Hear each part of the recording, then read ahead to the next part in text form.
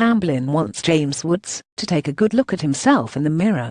Just days after Tamblyn and Armie Hammer criticized the actor for his hypocritical comments against relationships with minors, the actress has written an open letter to Woods. On September the 10th, Woods took to Twitter to himself criticize the upcoming movie Call Me By Your Name, which stars Hammer as a 24-year-old professor who falls in love with his 17-year-old male student, played by Timothée Chalamet.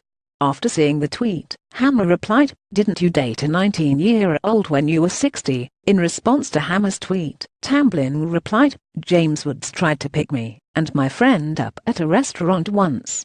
He wanted to take us to Vegas. I'm 16, I said. Even better, he said." Tamblyn followed up her first tweet with a screenshot of a text conversation which shows Tamblyn asking her friend Billy, "Do you remember when James Woods and his friend tried to pick us up at Mel's Diner when we were teens?" Bill replied, "Damn, totally forgot about that, haha." Tamblyn tweeted along with the screenshot, "Since I know people love to question the integrity and honesty of women when they come forward with stories like this, here you go." Now in Tamblyn's open letter, which was posted on Teen Vogue Wednesday, the actress wants Woods to realize the importance of this teachable moment. Tamblyn starts, "Dear Mr. Woods, what you are experiencing is called a teachable moment. It is called a gift. It is called a humbling. It is called Jesus, I come to thee. It is called an awakening. It is called a growth edge. It is called hope. The hope being that through this experience, you can change. You can redefine the man who will come after this moment, and this man who came before. Since you've now called me a liar, I will now call you a silencer. I see your gaslight and now will raise you a scorched earth." She then goes on to detail her encounter with Woods. "My friend Billy and I were at the Roxy on Sunset Boulevard seeing a band we loved. We decided to go to Mel's Diner on Sunset Boulevard in Hollywood to get burgers after. I had just gotten my driver's license, and very specifically remember my nervousness trying to park in the diner parking lot. Upon leaving the restaurant we were stopped by you and your friend, who both seemed very nice. At one point you suggested we should all go to Las Vegas together. It's such a great place, have you ever been? You tried to make it sound innocent. This is something predatory men like to do, I've noticed. Make it sound innocent. Just a dollop of insinuation. Just a hair of persuasion. Just a pinch of suggestion. It will be so much fun, I promise you. Nothing has to happen, we will just have a good time together. I told you my age, kindly and with no judgment or aggression. I told you my age, because I thought you would be immediately horrified and take back your offer. You laughed and said, even better. Well, have so much fun, I promise."